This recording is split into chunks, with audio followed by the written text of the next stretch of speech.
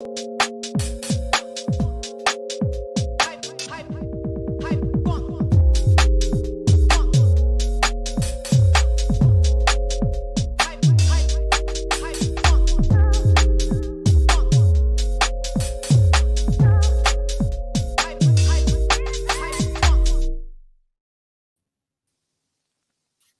people, welcome back to Never a Foul. You know what time it is. Rivals, not virals.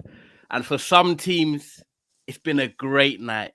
And for some teams, it's been a horrific night. So let us know in the comments which side you're on, because we're here to talk football. Make sure you're liking the video, people. Make sure you're subscribing. Igal is smiling. Monts is here, means business. And Kendall, she's just enjoying the vibes because she's playing tomorrow. So she can just talk on the football, say what she needs to say, and then wait for her team to play tomorrow. But guys, make sure you like the video, subscribe to all the people down below. Check out Big Six Bands, EGTV, Kendall's channel as well, even though she always is on here. Probably more than she does content on her own, to be fair. But still check out her channel and subscribe.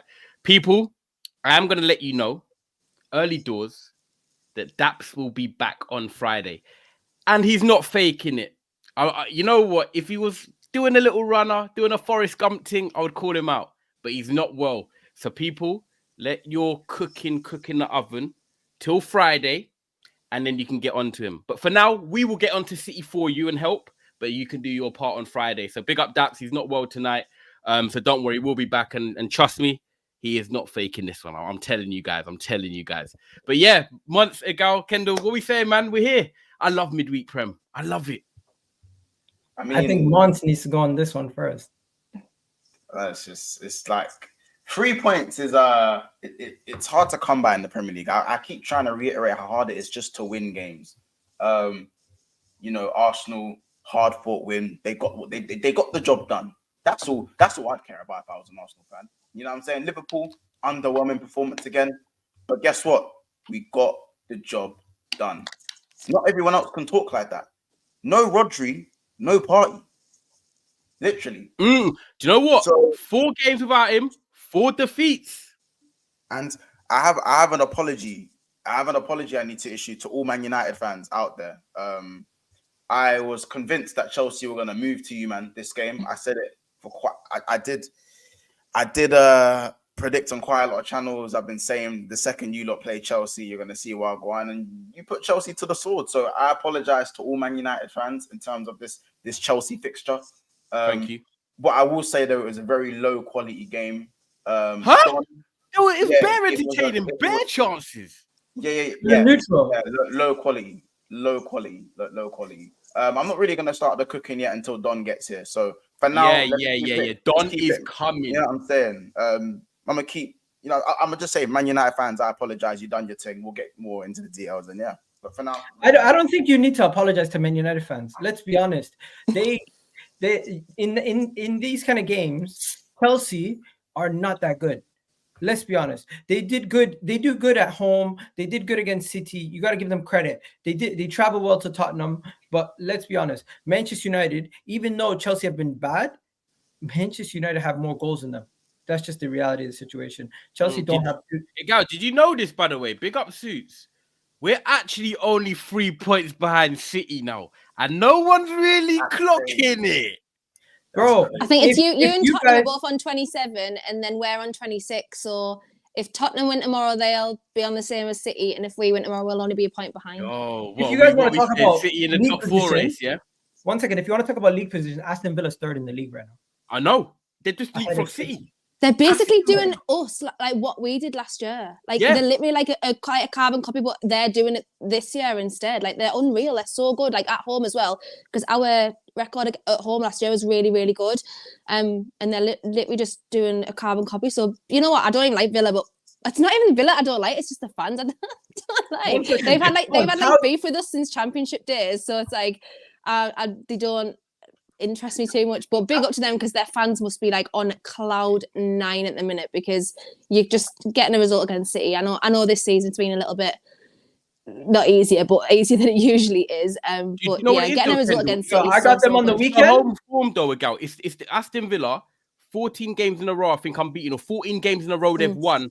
It's time to respect them. Forget Unai Emery in his time at Arsenal. We're not doing none of this bitter talk. We're talking about Unai Emery at Villarreal was very good at home. At Aston Villa, come to this club and he's changed it at home. His first game was against Manchester United and they've done us. Their away form is poor. However, they are third in the Premier League and the facts are the facts. Tonight, people, 24 shots against Manchester City, 2.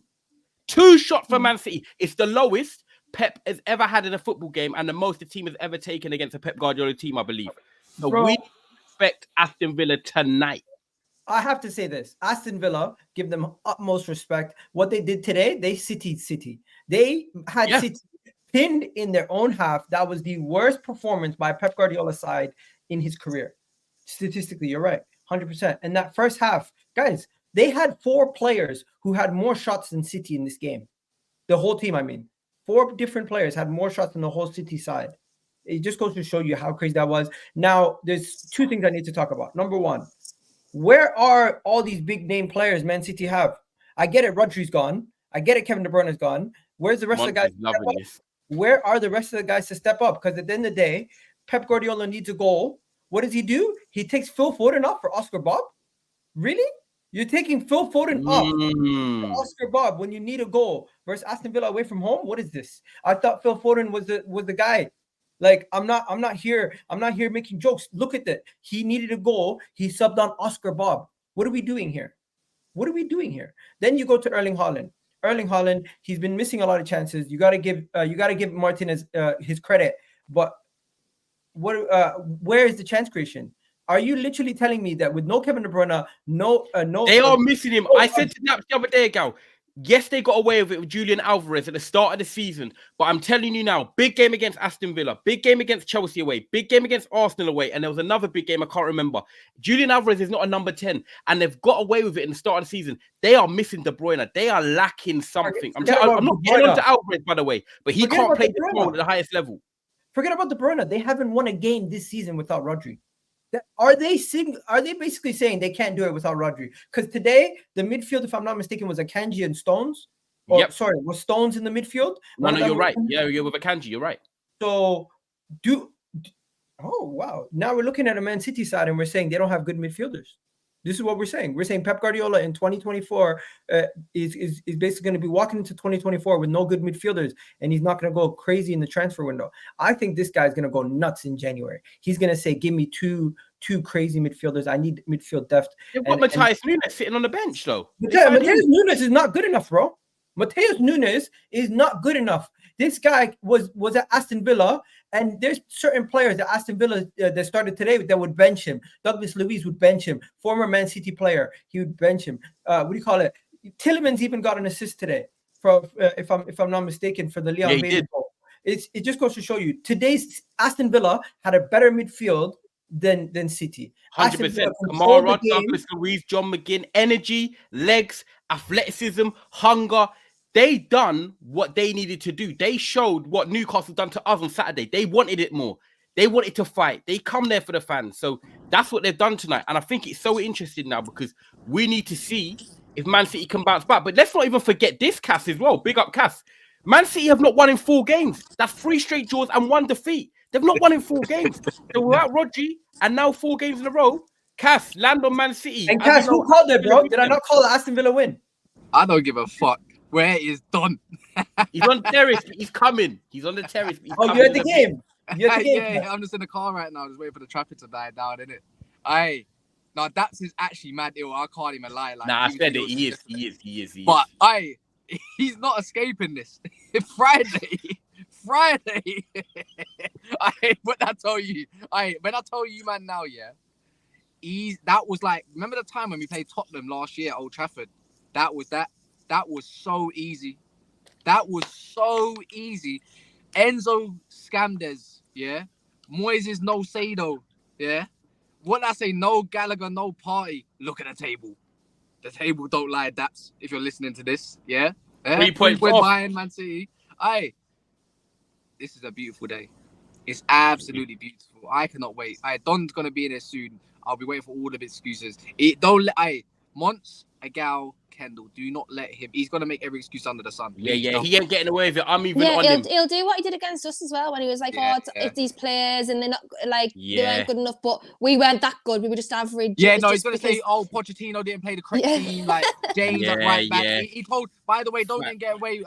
The text said Reece James was gonna come on. He can change this up. I remember everything he said, Cass. Oh, they're gonna smoke us. They're gonna do that. Nah, man. Did you even feel threatened? Be honest. Where's Roms as well? Roms, I thought we was gonna get battered. Nah. Who's got a prediction for us to lose? I told you, man. It was me still. No, it was me. I said you lot weren't collecting. Amrabat second half, yeah. Clinic.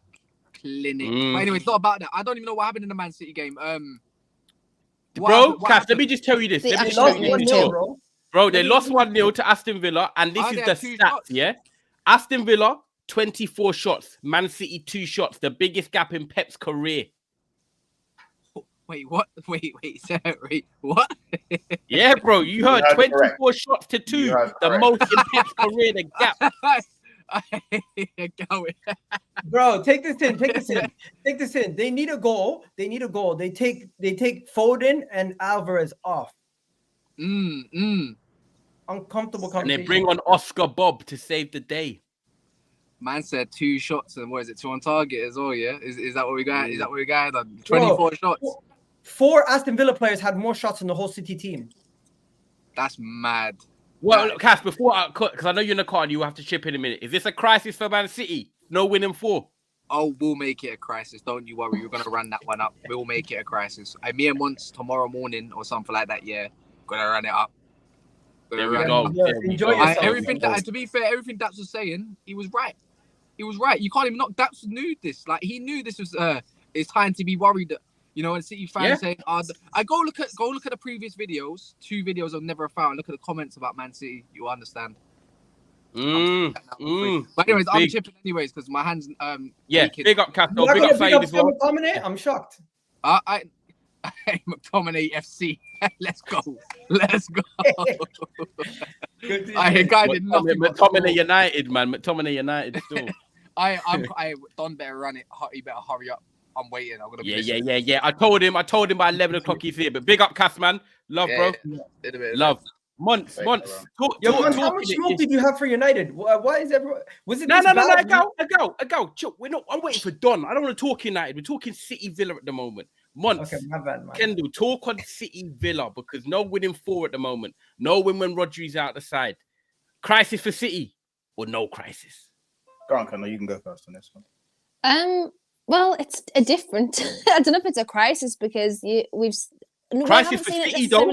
Necessarily at this point, but obviously they always grab a cup like a good winning streak, especially second half of the season. However, even when I've watched them this season, I know everyone was in it last season, but when I've watched them this season, conceding that many goals in the games, it's like kind of unheard of for them because of the last few years, especially they've been so good defensively. And even though still they are, it's just they're kind of just not on the same level as they were. And obviously everyone's like, Pep's bored. He's just messing about. Like, it's not like that. You're actually not playing well in games now. It's not because Pep's bored and he just wants to drop to 6th because he thinks it's hilarious. Like, it's not like that this time. It's genuinely aren't looking as good. I'm just hoping that De Bruyne and stuff and Rodri aren't back when we play them in January, because that'll be fine. Let's not think that far ahead. That's all I'm hoping. But they're just at the moment it's not looking good. It's probably never had, especially in the last, I would say probably 4 or 5 years. Not that I know this is literally just a guess of how good they've been. He's probably never had this bad of a kind of form run like in this amount of games before. So I don't know if it's a crisis, but he's going to have to do something at the weekend, and that's. What they got on the weekend? I was going to say this: their squad depth is starting to show, because they don't have the same level of quality that they did before. One, you look at Gundogan and Mars is not being there. And maybe it's not quality. Maybe that's not the right word, but the experience. Oh, they've got Luton away. Yeah, they're gonna beat Luton. It's just the experience is what I'm looking at. I'm looking at this. What? Sorry, Karen. No, I'm saying I'm looking. Look how good Luton were at Kenilworth Road though the other day. It was at the weekend, yesterday, or at the weekend, whenever it was. Yesterday. They were so good. But Rodri's going to be back, right? Yeah. Probably, yeah. I would say so. They might be okay. Today they were depending on Rico Lewis, Alvarez, John Stones, and Akanji in the middle.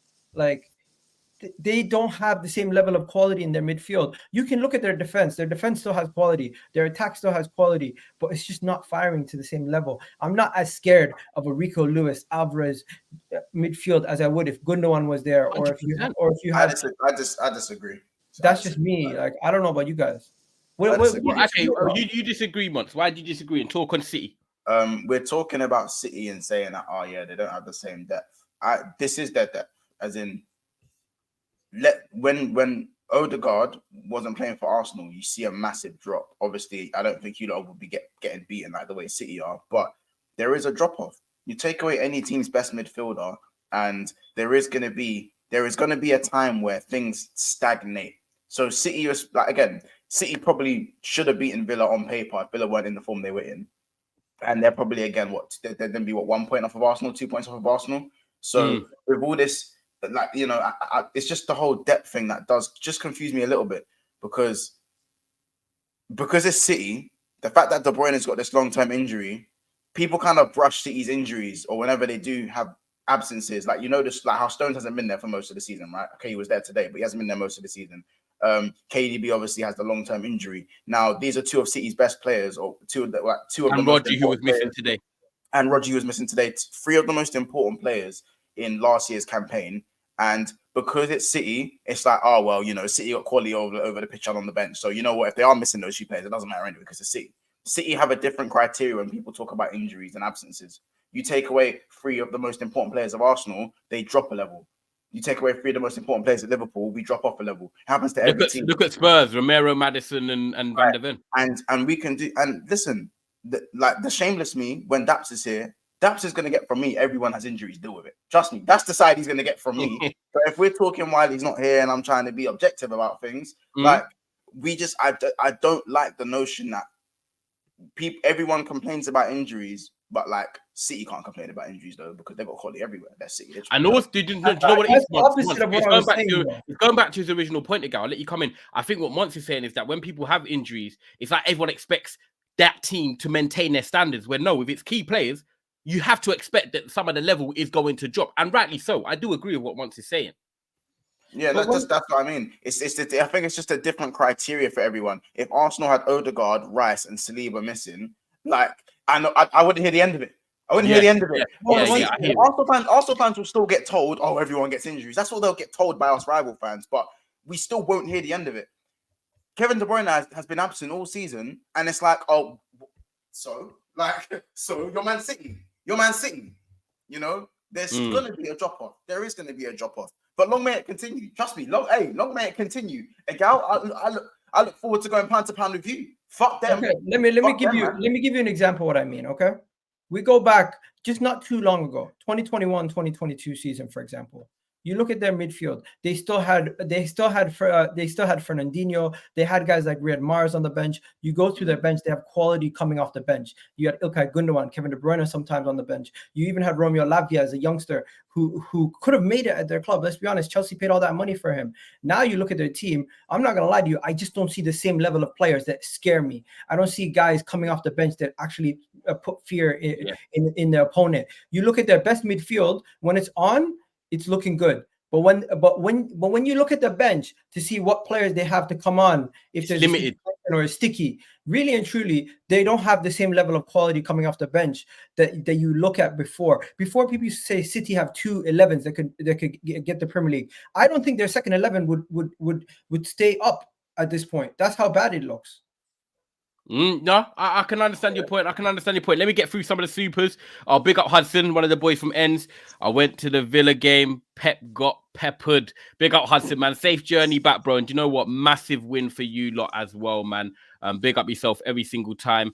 Big up MCFC Solo as well. He says, today was shocking. Stones Akanji pivot was never going to work. No attacking threat whatsoever. Couldn't string passes together, which is a massive element of Man City's game, as we know. And Pep should have made changes in the first half. This is Solo here, who's been a regular on the channel, and he has literally just gone negative to pivot, negative to attacking threat, negative to passing, and negative to saying Pep should have even made changes in the first half.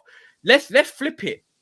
have we got to look at Aston Villa now and say, yeah, okay, the top teams obviously are not doing as well as everyone expected with the rhythm, but are Aston Villa in this top 4 race? Because no one expected Newcastle to be in it last year, and they overachieved. Aston Villa are currently in the Europa Conference League at the moment, but they've got a squad that they're actually a gal talking of. They rotate in the Europa Conference League, and they've got Lenglet, they've got Diaby coming in there now, they've got Duran, they've got rotation options, and then they're focusing on the league as well. Are these guys a top 4 threat? What would you say, Kendall, when you look at your experience of Newcastle to compare it to Villa's now?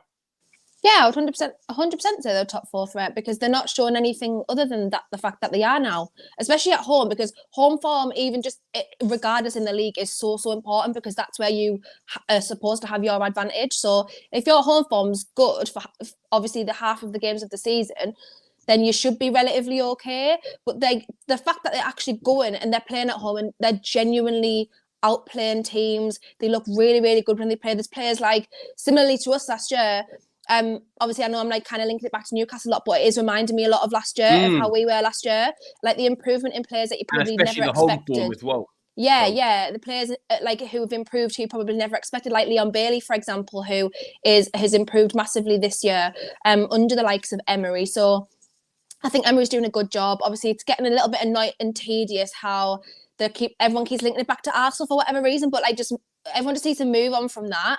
That was a time in history. He's obviously done a lot since then. He's won things since then, and he's looking good again in the league for them. I don't, obviously coming from us, because I feel like a lot of times teams like Aston Villa, teams like ourselves, Brighton, it's always like no one ever respects them teams. It's always like, Chelsea played terribly against Newcastle. It was never like, I've said this before on the show, like Aston Villa at night, everyone will be saying how terrible City was. And that can be true, but it can also be exclusive of the fact that Aston Villa played really, really well and didn't let Man City play the way that they wanted to.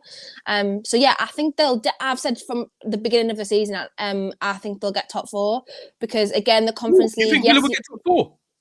I do, yeah. I think, okay, and when you say top 4, you don't mean finishing this top 5 stuff. You mean 4th in the top 4. I think top 4, because honestly, I think top 5 at this point. I don't think we're going to get the 5th place of Champions League at the minute. Obviously, that all depends on what happens next week. But at the minute, I actually think that the Premier League doesn't have enough coefficient to get the 5th place this time at the minute. So if you check the coefficients on UEFA, we're actually 3rd. So I don't know if we're going to get that 5th place. So I'm still keeping it to top 4 at the moment. But I do. Do you know what? If they do, fair enough. Like, that's good on them. Obviously, it's a little bit more difficult this year because last year, yes, there was teams that have dropped off, but similarly this year, there's teams that have dropped off. I think it's too early to be saying all of that, in the sense that coefficient, I think we can still get it because there's teams. Yeah, I said it the minute ago. I'm not saying like, we're definitely not going to get that 5th place. Like, at the minute, we're not going to. And if Man United and Newcastle drop out next week, there's no way we can get it. It's not just Champions League. Like, Aston Villa could win the Conference League. English team could win the Europa League. Man City could still win the Premier League, the Champions League. Arsenal could win the Champions League. You never know. I'm not saying we're going to do it. I'm just saying these things could happen, and it will boost. Yeah, but at the minute, it's all based on could. So at the minute, it's literally still top 4. That's why I always just say top 4 rather than top 5. Because at the minute, it's literally just based on. I don't think they're going to get a top 4. Knowing Unai Emery, he's doing great right now. You have to big him up, but there's going to be a time in the season where he chooses what he's going to prioritize, and his management and ability to decide where he wants to go was poor when he was at Arsenal. He's shown at other clubs that he was able to do it, but at Arsenal, it was not that good. So I'm questioning if he's going to be able to manage these games properly to keep himself competitive in the Conference League and in the Premier League throughout the rest of the season. He might be able to do it for the festive season at this moment in time when his team's healthy, but let's see how long this can stay out. This can keep going. They've had a couple of long-term injuries though as well. I think when Dia was obviously out long-term, Diego Carlos, Tyrone Mings are all out relatively long-term. So they've had some very like serious long-term defensive injuries as well, which I think because they happened so early in the season, I think and they've played well without them. I think a lot of people are forgetting that as well. But do you know what? If they do get top 4, honestly, big up to them because it's amazing considering where they came from again last season. Similar sort of story. So yeah, big up. They're playing well, and the home form does see a lot of teams through half of the time. And they're doing unreal at home. You At know the what I minute, compare it to, Kendo? I compare it to Leicester. Remember how Leicester were like they were in fourth the whole season and they dropped off on the final day? That's what I think Aston Villa is going to be. I think if they get a European place, it's going to be fifth or sixth. I don't see them being consistent enough to stay in the top four for the rest of the season. It depends, because if they've got a chance to win the Conference League, but then they've got a chance to go into the Champions League as well. You only get Europa, don't you, if you win the Conference League? So then they've got to then decide how they approach that situation, because obviously if you can get Champions League, you're going to go for Champions League over trying to win the Conference in order to get Europa League, if you know what I mean. So that'll be interesting to see if they get that far through, and to see what they then prioritize and what they then go for, because it is tough to compete on all of those levels, especially when Conference League's later in the week. So yeah, away records, it is poor. They drew against Bournemouth. I think they drew against Wolves. They lost to Nottingham Forest, who lost today to 5-0 to Fulham. So it's like they're two completely different teams. They're Jekyll and Hyde. At home, I think they've won all 7 games. I'm looking at it right now. Away from home, they've only won 4. They've drawn 1 and lost 3. Yeah. So it just goes to show you, away from home, it could get peak for them. But for them, but it was also peak for every other team away from home. Every team in the Premier League this season is a bit shaky away from home. Maybe bar Arsenal, and I think Liverpool's away record has been okay this season as well. So if we're looking at away records, remember the guys that are also fighting for top 4 along with Villa also have to play each other. And I think the fact that as long as everyone else is showing inconsistencies, Villa have every opportunity to go and get that 4th spot. I think their biggest competitor will be Spurs. Man United, Chelsea, don't really see it. We can talk about positives in Manchester United today, but overall the quality with them just isn't good enough, in my opinion. It's not sustainable. Chelsea seem to be more sustainable in the long term, but the up and downs and the fact that they can't string 2 or 3 straight wins in the Premier League still, when we're in December, is freakishly scary. So I'm just looking at the only other team. I'd say Newcastle and Spurs for me are the ones who are in and around it, but Villa look the strongest. Remember, Villa, you lot go to Villa Park next week? This weekend, sorry. This weekend. This 5:30 Saturday under the lights. Yeah, it is D-Day today. It is a scary game, bro. It is D-Day. I never thought I should have been saying to Villa fans, it is D-Day today. You play Man City. Then again, once Arsenal fans could be thinking they've racked up the points. I'm not saying that they can afford a defeat, but because they've got the points, if they did lose the Villa game, it's not the be all and end all. They've kind of got the credit in the bank to say, do you know what? They could probably get away with losing 1 game up until January. And that might be the game against Aston Villa. But even if a gal saw their team lose 8 o'clock come Saturday night, it's not doom and gloom for Arsenal, because they've banked the points. And the fact that City haven't won in their last 4. Liverpool are doing Liverpool and going under the radar at the moment. But below that, no one's really doing too much, unless obviously Aston Villa win. Then they'll be creeping up in that sort of title contention talk. Obviously, they're not going to be there, but Arsenal have got enough credit in the bank, I think, to get to allow a 1 defeat. Arsenal, they're going to have to capitalise though, because these are the types of chances that they wouldn't have capitalised on maybe last season. That's what they kind of dropped off with. So they're going to have to capitalise. They can't even wipe this off. I know if they don't get a result, it might be easier it's not the end of the world to swallow. Yeah, but I think they're going to have to capitalise in order to kind of keep the gain on the title, because obviously at the moment they're in control. So then again, you're right. You might want to put your foot down, because if they go to the Villa Park and win on Saturday, then look, 14 unbeaten. We've already said it. Emery doesn't lose at home. That's even more of a statement, psychological, for the Arsenal players 100%. To be like, we can do this, because you're going to Villa and doing what Man City couldn't do, having 2 shots. You might have, 5 shots in the first half, and that's already a better credibility than Man City. So yeah, to be fair, you could use that, like Kendall was saying, to fuel the fire and go there and make even more of a statement. You haven't got injuries at the moment, apart from Partey. I'm not gonna lie. I'm watching that. I was watching that City game, thinking about the weekend the whole time, and I was just saying to myself, how are we gonna play against them? Are we gonna let them have majority of the ball and try to see if they make mistakes, or are we gonna try to continue to push against them? Because Aston Villa have this great blend of ability to not only hold on to the ball and pin you back, but they can also counter attack with the best of the teams. So it's like whichever way we play, they will have a solution for it. So it's like it's going to be a tough game for us, and Mikel Arteta's going to have to figure out what he's going to do, because I don't trust Zinchenko at left back against Aston Villa at this moment in time. Yeah, Leon Bailey as well. Yeah, so he might have played KVR on last weekend to see how we would do ahead of this Aston Villa game. But with Tomiyasu injured, if you guys don't know, he got injured in the last game. It's a big blow for us, and that could hurt our tactics against Aston Villa. It's a very concerning game, and as Mon said earlier, every team in the Premier League this season are up for every game. There's not been a manager. There's only been one manager sacked so far, and it just goes to show you that every team trusts in their situation. It's kind of crazy. Yeah, it's true. It's true. I know you've got. Have you got a dip to your stream in 5 minutes? You got a dip now. I still got a couple of minutes. I just wanted to kind of play my piece. I just think that again, we need to just carry on giving Villa their flowers. I'm looking at Pau Torres, not spoken about enough this season. That's how good they've been. Luca Digne, revival. Yeah, you know, he has really bounced back. Revival. No, it's not really. You know what I'm saying? Jacob Ramsey, absent all season, no problem. We'll develop Kamara into the man we never thought we was really going to see at this level. You know what I'm saying? Douglas Luiz, been at Villa long enough to kind of think, is he the guy or is he just going to be one of the defensive mids in the Premier League? That's just sound. Clearly, he's proved to be more than that. All these players have stepped up and have made massive improvements. There was even John McGinn, bro, because they gave him the captaincy and then he dipped and then he's come back. Exactly. All these players have made massive improvements, and it's just credit to the manager. I think Man City have to take a serious look at themselves, and you can't rest your laurels on one DM to make the whole team tick. I feel like Pep has a tendency of knowing when he's defeated, he kind of gives up, and you can tell by his substitutions today. He's done that before. There's times that we've beaten Manchester City and the substitutions just like, yeah, this guy's given up. He's given up. You know what I'm saying? I think that they need to go back to the drawing board, maybe go back to what they do best and just maybe trying to control games rather doing this 3-2-5-4-4-1. Any of that, you know what I'm saying? Maybe simplify it. I'm not sure. Obviously, they're probably going to beat Luton, but Luton, look at the game they gave Arsenal, as Kendall said. Yeah, and if they can make it physical and stuff like that, Mons. I'll be real with you, Mons. I said this to Daps, and I know people might say every year, you know, oh, City are going to come good in that February, March, April period. But yeah, in history, it says that. But I don't look at always history. I say at the end of the day, we've got to talk about the here and now.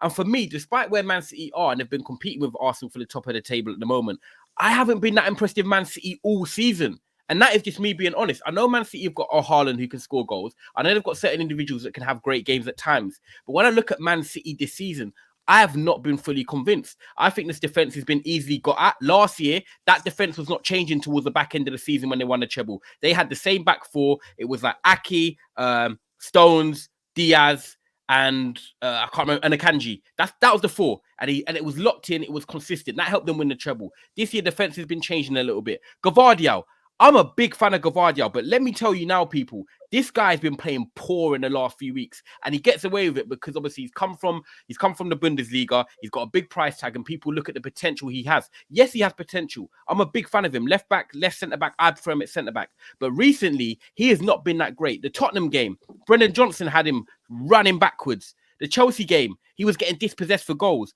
Josko Gvardiol needs to be spoken on as well, because if it was me, I'm Nathan Aki, and I'm thinking, why can't I get a start back in that football team at the moment? Man City, for me, have not been that great this season. Julian Alvarez, like I said to you, he started the season brightly, and this is no disrespect to Julian Alvarez. He's been asked to do something he's not been profiled to do. He's never really played 10 before so much. Now you're coming into the Premier League, expected to try and go for the 4-peat against some of the best teams in the world, and the league's getting even more competitive now. And you're meant to take the role De Bruyne is having. I'm sorry, but not even many players in the world can do that. And after a certain amount of time now, Alvarez is being found out in this area. Then you got Phil Foden that people are saying he could play centrally, but he's not really playing him centrally. Jack Grealish has come back. He's probably been an IB for doing his thing and stuff, but he's come back, enjoyed the treble. He's not really hit the ground running yet. And then you've got Doku.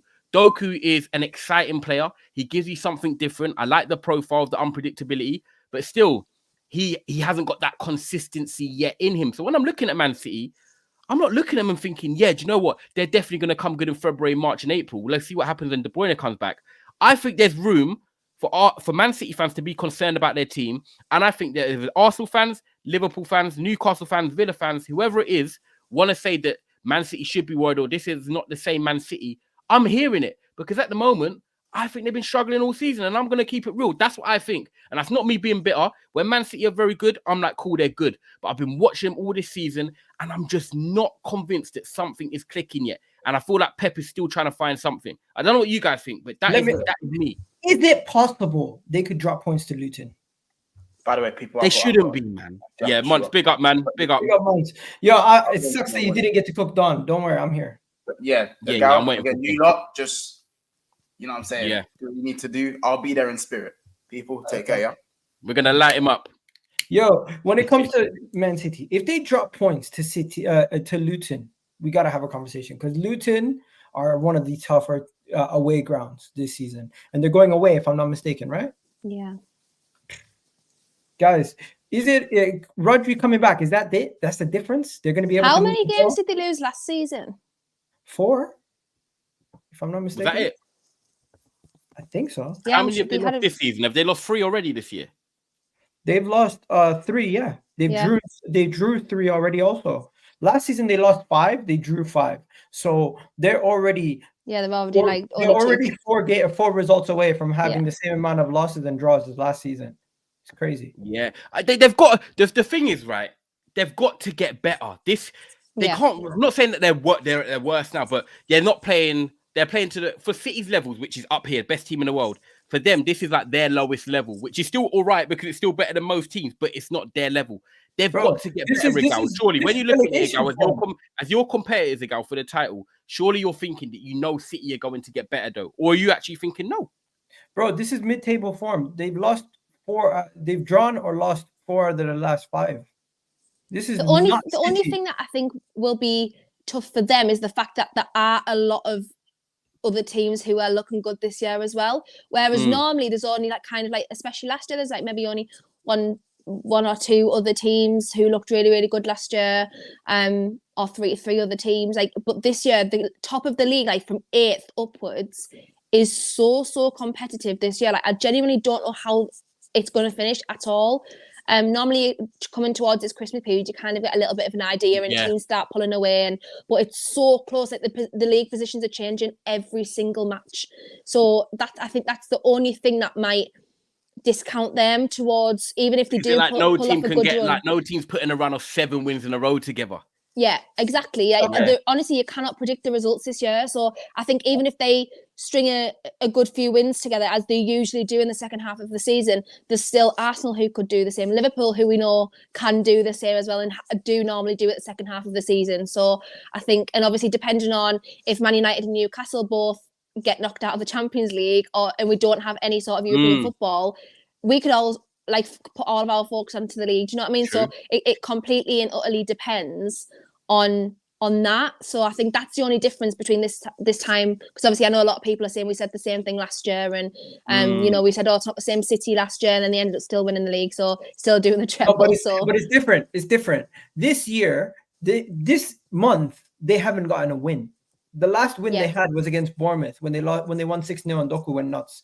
Guys, I am telling you, this is not a thing that is going to just click into gear. They don't have enough people who can take the game by the scruff of the neck and win it for them. Before they had Riyad Mahrez who can come on and do that. They had the youngsters that would still be able to do that, like Foden on occasion. Haaland last season was way more clinical than he was this season because of the quality of service he was receiving from the likes of Kevin De Bruyne, Gundogan, and everybody else. Right now, it's 2 major issues, in my opinion, for City. Their midfield, they just don't have the same level of quality as they did last season, and they don't have the squad depth to get them through the injuries that they did last season. Last season, even if they had injuries, they still had, if I'm not mistaken, Gundogan who can come on and was a match winner and was a guy who can carry them, who was their captain. Riyad Mahrez would go through long stretches where he would just be the major difference in a lot of those games. And now I look at Doku being injured, Jack Grealish being out with the red card, Rodri being out, and they just were. It looked like they were down to their bare bones.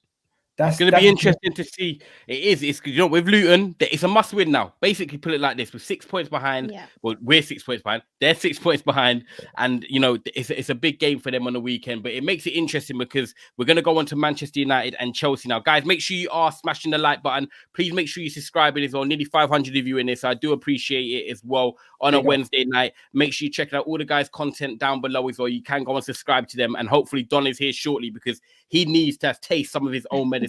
Because, guys, Manchester United 2, Chelsea 1. I'll start it off. Obviously, being a Manchester United fan, I was nervous going into this game. And it's not because of how good Chelsea, I think, can be. It was more because of what we've been like. How are we going to respond after the performance against Newcastle? I watched that, and as our worst performance this season, we were battered from pillar to post. They wanted it more. They had the hunger. They had the desire. They created chances. You know, mentally, we just looked done, and we looked like we had given up. And I always say that, you know, I'm on pods. I go on with rants. I go on other people. and they're all Ten Hag out. And it's like they're itching for me to say it. And I'm like, I'm a big man. Like, if I want to say I want to back a manager, I will back a manager still. But a lot of people get onto me in the comments. But today, I'm hoping them people in the comments are now watching this. Because when I say that I'm still behind Ten Hag, it's because these players have not given up. Once players give up on a manager, that's when I'm done, because there's no turning back. Them players today put in 110% for Manchester United. Yes, Chelsea had chances in the first half. So did we. I'm not going to say that Chelsea didn't have chances.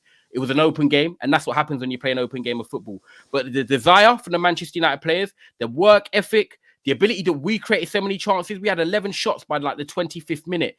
The players come out there and made a statement that they want to still play for this manager. They want to play for this badge, and they want to show the manager why they should be in the team. And they've done everything that they needed to do to show that, Erik ten Hag still deserves time. Because at the end of the day, we could have down tools today. Chelsea could have come, and they're not that confident at the moment, and beaten us. But they didn't. We could have won 6-2 today. Chelsea definitely could have scored another goal, but we could have scored 4 or 5.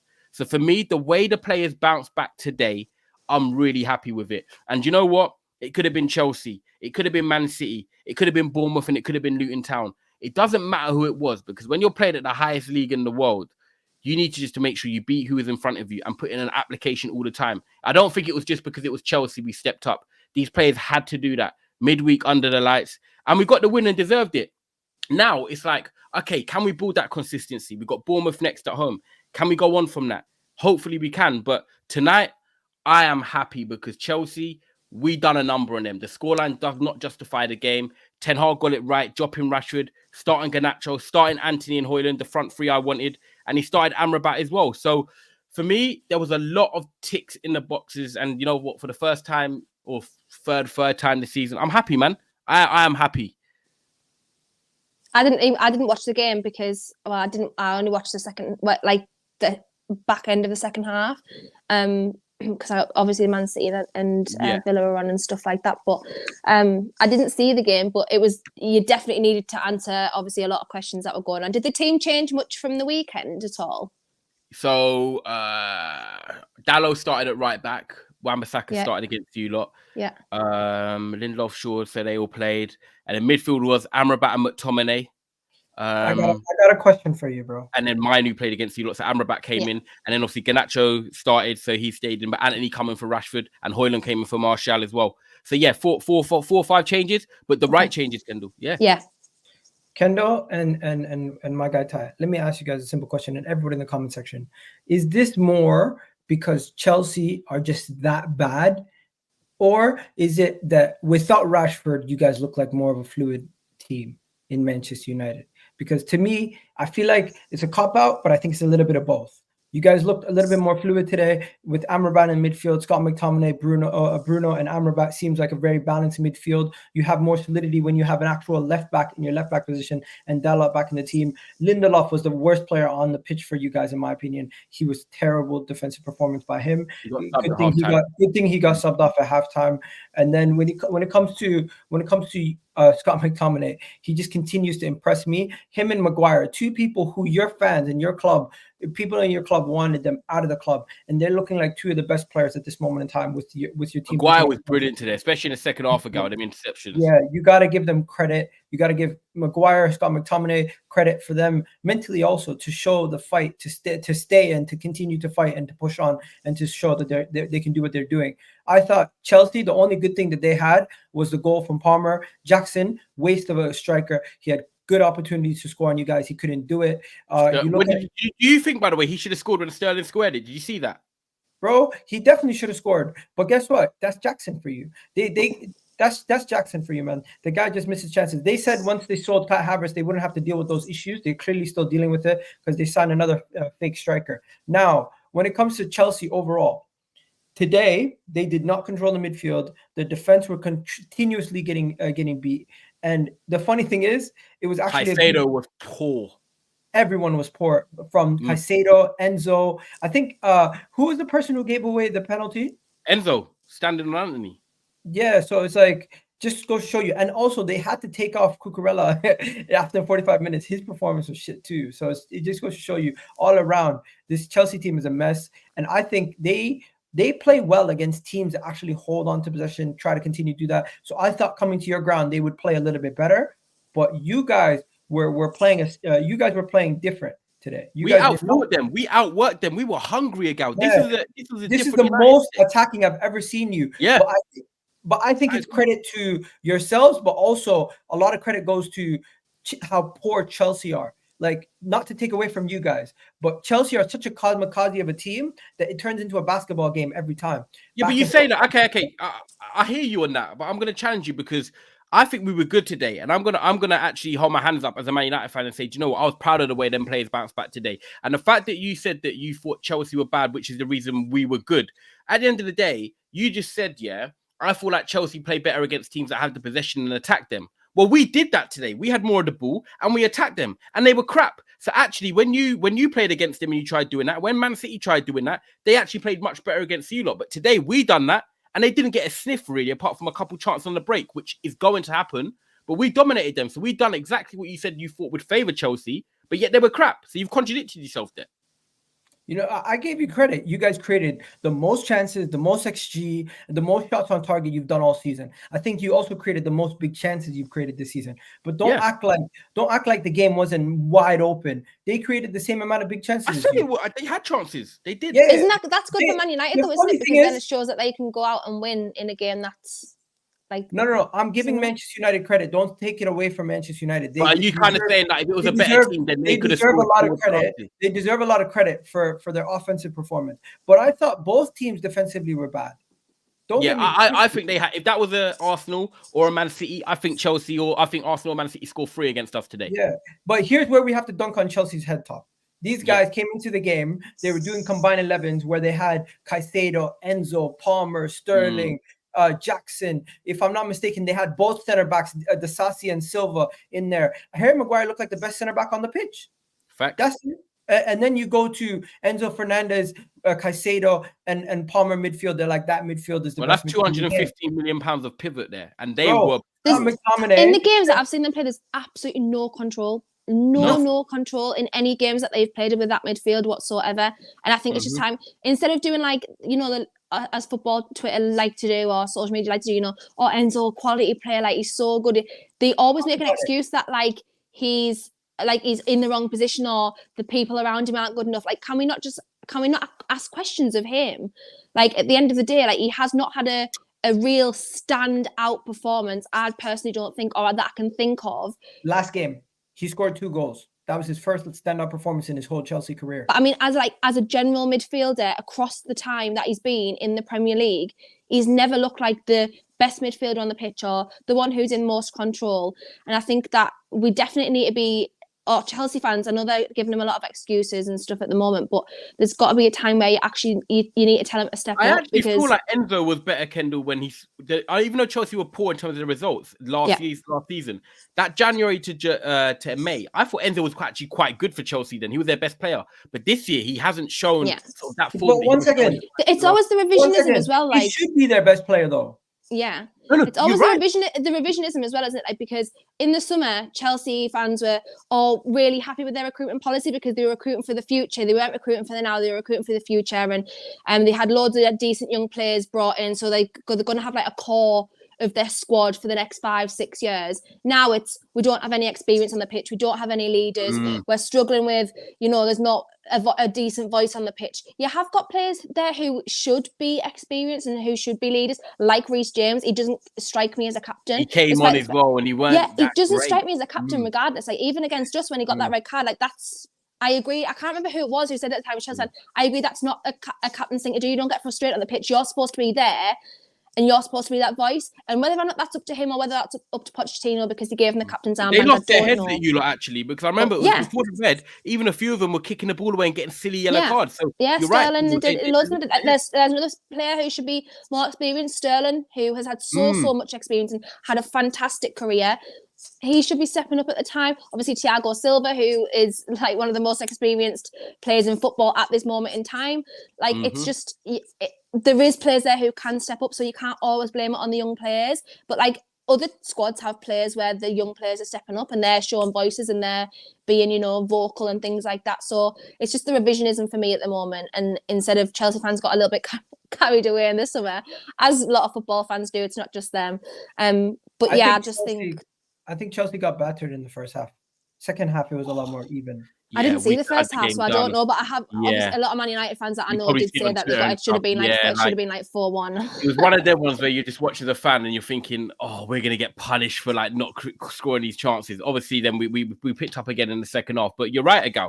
First half, first 20 minutes, we should have been 3-4-0 up. We were absolutely dominating them. It was like year 9s versus year 11s. We really came out, set the stall out. And this is why I go back to the point of, everyone says, oh, Ten Hag this, Ten Hag that, and a lot of Man United fans do want him out. But when the players are still putting in effort like this, when you can see that plan is still there potentially, and I'll still want to give him time with the managers that's actually out there, that's the reason why I'm still behind this manager. I still think we've got enough in him to see him turn it around. I don't think it's as bad as what everyone's making out. And when you're performing like that against Chelsea, I know they're not the great Chelsea at the moment, I still think that, the players are putting in 110%. And if players are doing that and making, that effort after that poor performance against Newcastle, I can't really fault them other than what both you said. things can be true as well, Ty. Like both things can be true. Like Chelsea can be poor, but also it's up to the opposition team, if a team's poor, to then take that to their advantage and dominate the game and win the game. And I always see this, like, especially it's specifically with the top teams, or like the the traditional top teams, where people are like, like today Villa, people will be saying, well, Man City were bad, but that's Villa up to them, to Villa, to then be good and take advantage of all of Man City's flaws, Man City's weaknesses at that point. So I think that's obviously what Man United did. And that's on Man United. Do you know what I mean? It's not because Chelsea were bad. That's on Man United, who have had a difficult run, who've been struggling obviously recently.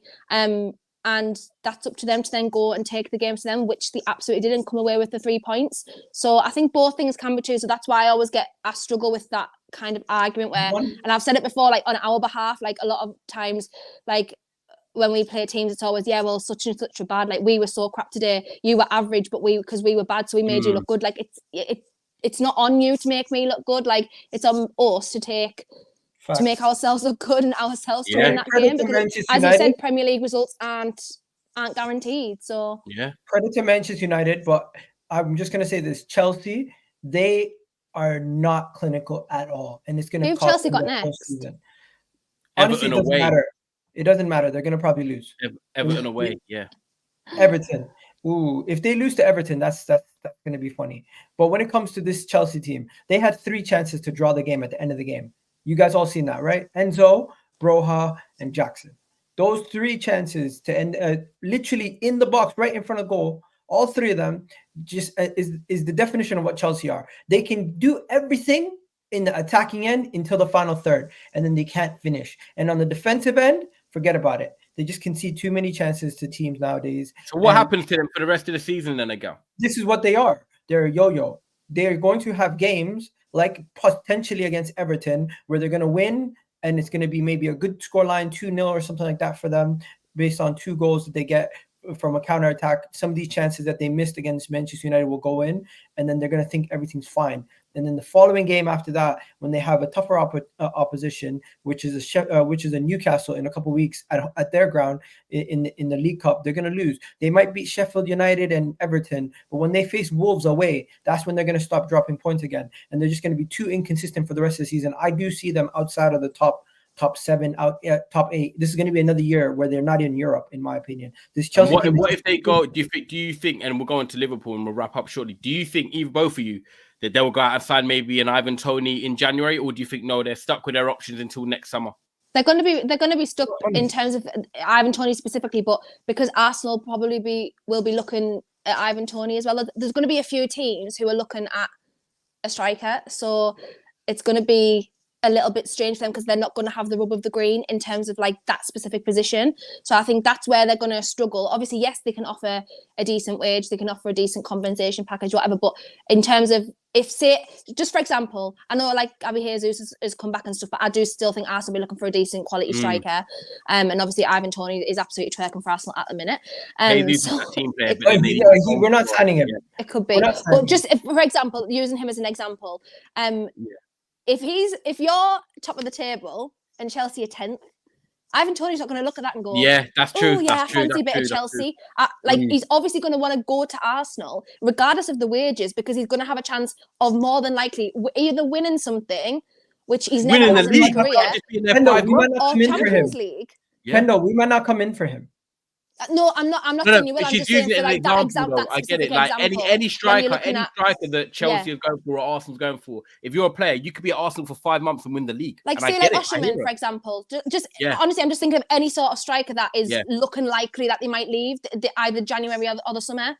They're not going to look at Chelsea and see it as an attractive prospect at this moment in time. If the likes of someone like Arsenal are involved as well, they're just not going to. Obviously, unless money's your main motivator, then fair enough. And Chelsea can kind of just say, yeah, that there's double your wages, whatever. Fair enough, which we have seen in the past. I'm not saying that football is football, but at the minute, if you're a footballer and you actually want to genuinely compete this season and then go into next season and compete, you don't know what's going to happen at Chelsea at the moment. So, like, they could do another thing. They could say to Pochettino in the summer, as they have done in the past, yeah, this isn't good enough. It's not working. Despite the fact they keep saying long term, they did it to Potter as well, but it was never long term. They might say to Pochettino, if they finish 10th, they don't finish in Europe and they're struggling because of the contract situation and stuff next year. Oh, well, you're not good enough. We need someone else in. And then you don't know how it's going to happen again. So it's kind of like a lot is hanging in the balance at the moment for Chelsea. So they need to string a couple of wins together because, as I say, it's still relative. The top 10 is still relatively like you can kind of change position week in, week out. 3-4 wins in a row. And they're not. They haven't fell off or anything, but they're just not stringing good performances together again. Chelsea were never apart good. from the odd one like against Man City and things like that. Chelsea haven't been Chelsea. This is what Chelsea have been for over 2 years now. Yeah, they haven't fallen off. This is what they are. So the inconsistency is just going to continue, and I don't think it's going to change. They're a young team. We're not supposed to expect them to be this good right away. I think people were delusional to think that they were going to click and be a competitive team after a couple of results. Yeah, no, I hear you, to be fair. Guys, make sure you are smashing up the like button, please. Make sure you are subscribing if you're new. We're just going to do a few minutes wrapping up on Liverpool as well. Guys, check out all the people's content down below as well. Make sure you go and subscribe. Show love as well for the love. And big up all you guys in the comments as well. It's much appreciated. Liverpool, Gal, I'll come to you first. But with them, I do want to say that it's just been weird with Liverpool, right? Because I don't think many people at the start of the season had Liverpool was like challenging for the title. Everyone was like, they're missing out on that centre back. They maybe need depth in the right back or left back area. I say right back more because of Trent Alexander-Arnold. But they were just going to be maybe 2 or 3 signings short. But because of what we said about the lack of inconsistency from these teams to pick up 7-8 wins in a row, Liverpool have just found themselves up there. And the big thing for me with Liverpool, I know they scored 2 tonight and kept a clean sheet, is that most games we're seeing them score 3 per game. Look at the Fulham game. They scored 4 on the weekend, but they scored an average of about 3 per game. And when you do have Virgil van Dijk, who is back to top form for me, he's never going to be the Van Dijk of 3-4 years ago, because that was actually for that 2-year period, just elite. But he is still very good now. He is back up there. And when you've got that front three of, a rotation of Jota, Nunez, Gakpo, Salah, Diaz, you're going to score goals. And at the moment, not many teams are keeping clean sheets. So for me, it's reminding me of the Liverpool. They're a better team, by the way. But it's reminding me of the Liverpool a bit when Brendan Rodgers was there, like 2014 season or 2013, when they had Sturridge, Suarez and Sterling. And they were never keeping clean sheets. But they were winning like 3-1s, 3-2s, 4-2s. And at the moment, Liverpool are just winning their games. They're scoring goals. The team seem to be in sync. They're going under the radar. And I think it's actually suiting them that they're not in the headlines and everything.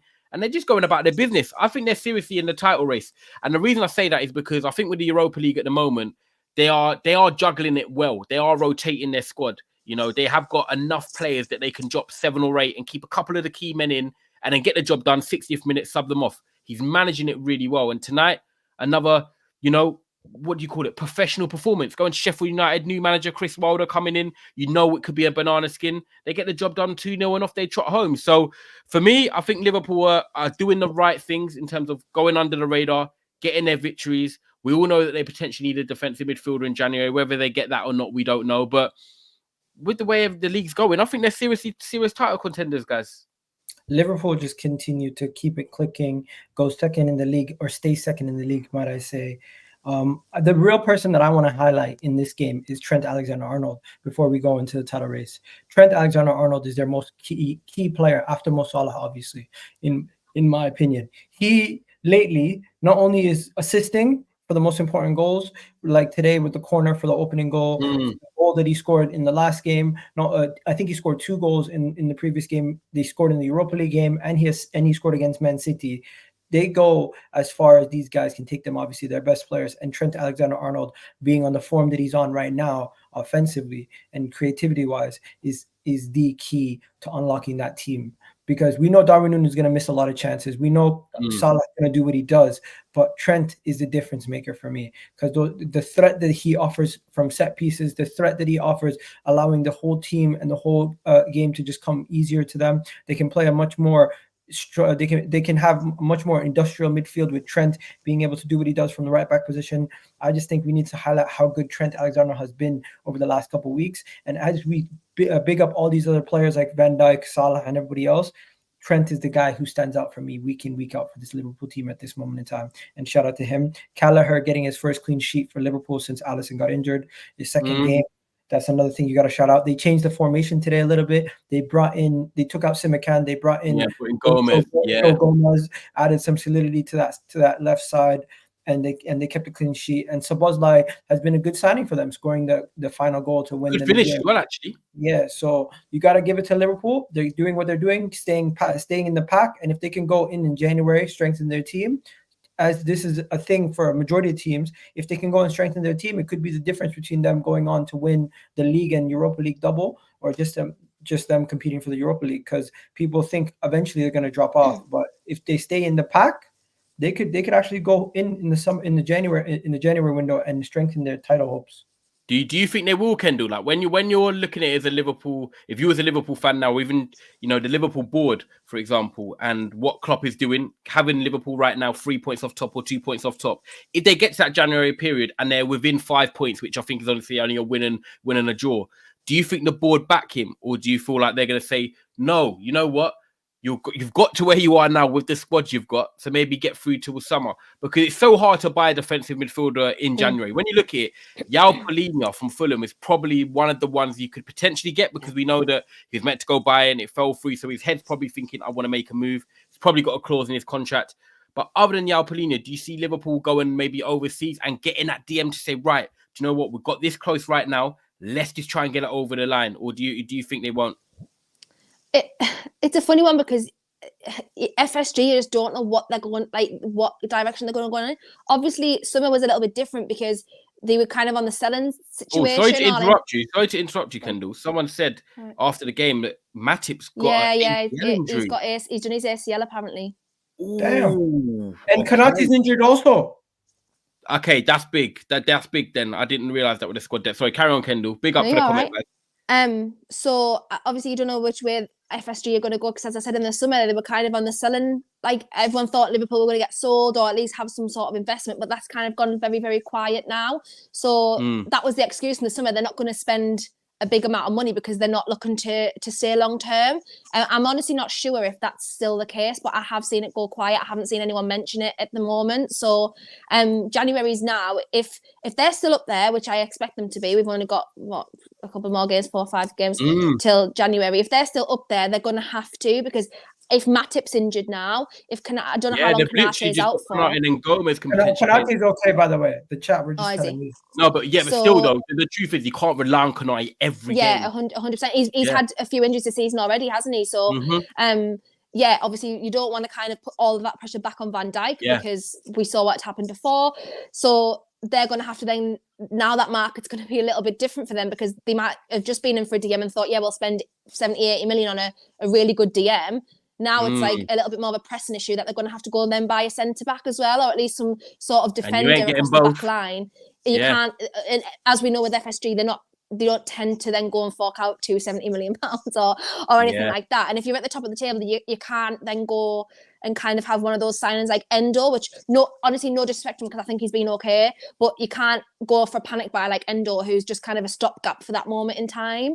Because I don't think Matip now is going to have a week in, week out starting career at Liverpool after this season, because if he's done his ACL, I just don't think it's going to happen. They're going to want another Konaté-esque centre-back, young, solid, like experience. So I just don't see it. So they're going to have now a more pressing January window than they probably wanted to have, because their forward line, great, fine, perfect. Yeah. Keep it like that. They've got the best strength and depth in the league in terms of their attack by a country mile. They're fine. Is that enough? Is that enough though? This is what I asked myself, because when I look at Arsenal and I look at the triangle, I call it that, the Saliba, Gabriel, and Declan Rice. Yeah. Every team kind of needs that. When you look at, Makelele, Terry Carvalho, when you're Man United, you had the Scholes, Ferdinand, Vidic, Nesta, Maldini, Pirlo. Like, you always have a big triangle in front of you that guides you to titles. And I look at this Liverpool one, and I think Van Dijk, and then it's now Konate and then McAllister. For me, I like McAllister, but he hasn't got the right player to play alongside him in the number 6. So when he plays 8 like today, he was quiet. But when he plays 6, he's on the ball and he's better, but he's actually not a number 6. So they need to find the right balance there. Can they just rely on their attack to win them a league? I don't think you can, because I think you need that solidity at the back.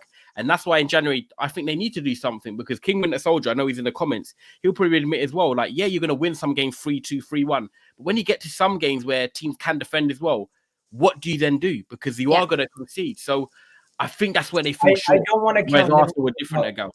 I don't want to count Liverpool out, because Alisson comes back. They might not necessarily need the most experienced center half next to Van Dijk, because Alisson himself is that extra piece of security. What they need is, they're creating all these chances. They need their guys to finish them, because besides Mo Salah, you have constantly Darwin Núñez costing them to like 3-goal leads, 2-goal leads. They could be ahead way earlier in games if Darwin Núñez just takes his chances. If Darwin Núñez starts clicking and he's a 20-goal season striker for them in the league potentially, that could be the difference. They might not necessarily need the defense to be as solid if their attack is so amazing that they can just outscore teams easily. Well, we're going to see in 2 weeks, because they come to the Emirates, right? No, we go to them. Oh, it's at Anfield. Yeah. I think as a neutral, that's better, because I feel like as a team, you're more solid throughout, whereas they've got the attack like me and Kendall have mentioned. So I think if you go to Anfield, the atmosphere kind of makes it more 50-50 now. Yeah. Because your record's not good at Anfield, right? No, we haven't picked up a point since last season. We picked up a point, but that was the first time we picked up a point in years. Don't forget, they always used to slap us. Yeah. Okay. Dennis Rodman's in there. It says Arsenal's next 3 matches are not fun. Who've you? Next, Villa. Yeah. Brighton, I think. Oh, okay. Yeah, Brighton at home, and then Brighton Arsenal, and Liverpool, and then Liverpool away. Okay, interesting 3. Okay, so like we're saying, like, you've won yesterday, but in the next 3 years you could drop points in 1 or potentially 2 of them, because Villa, like we said at home, they could get a result, and you could go to Anfield and lose. So it's going to be interesting. We're facing Brighton at home, so people are making it seem like I get 2 of them are away games. So the Aston Villa game right now is my main focus. Mikel Arteta also has a touchline ban for that game, as he got a booking for celebrating. Poch had a touchline ban at Newcastle. We know what happened there. No, he got a touchline ban for celebrating against. No, but I'm saying Poch had a touchline ban at the Newcastle game. I said, look what happened there. Like, sometimes not having your manager in these sort of like these atmospheres away from home can be trouble. So it's going to be interesting. Is it Villa you haven't got? Is Arteta out for Villa? You just said, yeah. I knew he was out because I'd seen that he got a 3 yellow cards, so he's suspended for a game. You've done that. That's crazy. They're still going to suspend him again. Scoring a goal. They're still going to suspend him again for the Newcastle rant. So they're waiting until the. Oh, Abby. So you might not have him for like 2 games. No, they're going to suspend him for the Liverpool game probably. These guys, man. You can't celebrate your team scoring a last-minute winner. Like, they're being cheeky. They're postponing the punishment for the Newcastle. So that they can do it for Liverpool. Yeah. Oh, right. On that note, I'm going to wrap it up there. We've done 1 hour and 10 minutes already. That went really quick, but that was a good footballing talk stream, man. So I enjoyed that. Don did a runner. He better come out next year. Yeah, Don done a runner. Guys, we're not going to let Don get away with it, by the way. I will make sure he does not escape it. Cassim wants to be on tomorrow, and we're going to make sure, even if Don's on Friday, on tomorrow, Don will definitely hold his punishment. Big up King Winter Soldier. Big up everyone in the comments as well for watching as well. I know it's quite late on a Wednesday night. Kendall, Gal, thank you so much for coming on as well. Lovely to talk football with you as always. And guys, have a blessed evening. Make sure you like the video on your way out and check all the guys' content down below, and we'll be back tomorrow. Big up. Okay, bye.